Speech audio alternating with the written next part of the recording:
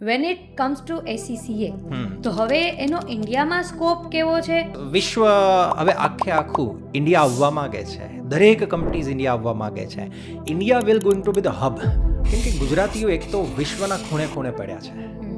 Second, ગુજરાતીઓ જેટલા accounting અને ટેક્સમાં માહિર હોય છે ને લગભગ આખા વિશ્વમાં કોઈ નહીં હોય. દુનિયાનું અકાઉન્ટિંગ, ટેક્સ, ફાઇનાન્સ રિલેટેડનું કાંઈ પણ કામ હશે ને તો મેજોરિટી ચાન્સ છે.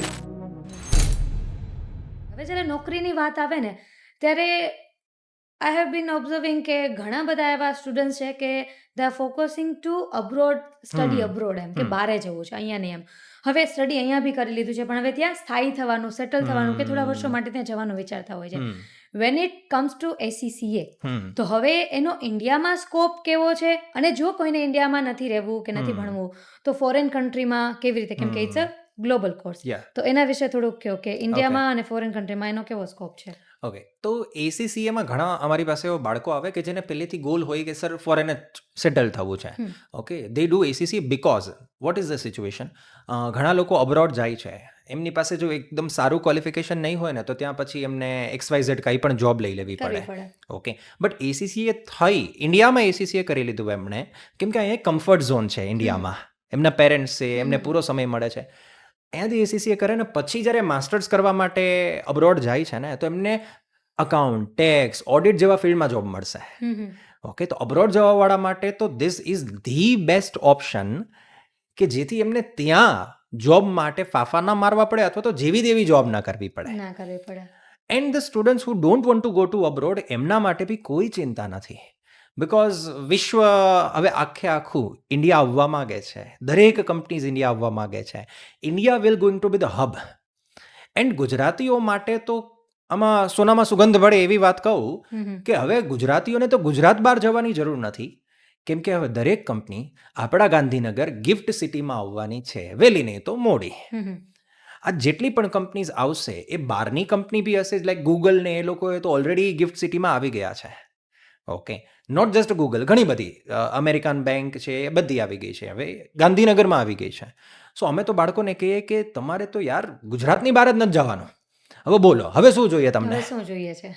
ઓકે, રહી વાત જોબ્સની, તો ફોરેન કંપનીઝ તો ACCAને હાયર કરે જ છે કેમ કે એ ફોરેન કંપનીઝની બ્રાન્ચ કેનેડા હશે, ઓસ્ટ્રેલિયા હશે, UK હશે, US હશે. ત્યાં જે મેનેજર્સ બેઠા હશે ને એ બધા ACCA હશે. કેમ કે ત્યાં તો ઇન્ડિયન સી આપણો નથી ચાલતું, ત્યાં તો ACCA ચાલે છે.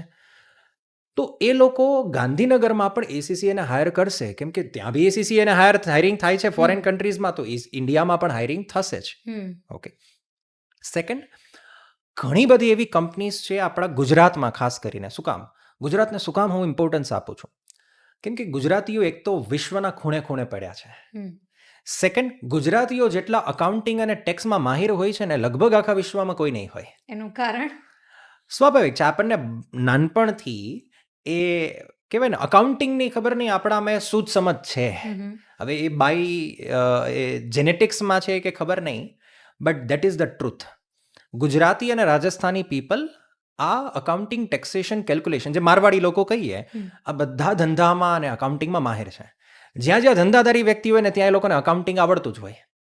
વાવ, એટલે આપણે ગુજરાતી દરેકોને બહુ પ્રાઉડ લઈએ કે wow, we are at this stage કે આ તો થઈ જશે એમ. એટલે દુનિયાનું અકાઉન્ટિંગ, ટેક્સ, ફાઇનાન્સ રિલેટેડનું કાંઈ પણ કામ હશે ને તો મેજોરિટી ચાન્સ છે ગુજરાત અને રાજસ્થાનમાં જ આવશે. અને majority hub is Gujarat only. તો ગુજરાતમાં એવી અઢળક આપણા ગુજરાતીઓની કંપની છે, અમદાવાદ, બરોડા, રાજકોટ, બધી જગ્યાએ, કે જે બેઠી છે રાજકોટમાં પણ એનું કામ ટોટલી ફોરેન ક્લાયન્ટનું થાય છે. દે હાયર ACCA, કે જે ક્લાયન્ટ જ ફોરેન છે એમનું કામ સંભાળવા માટે દે હાયર ACCA ઓનલી.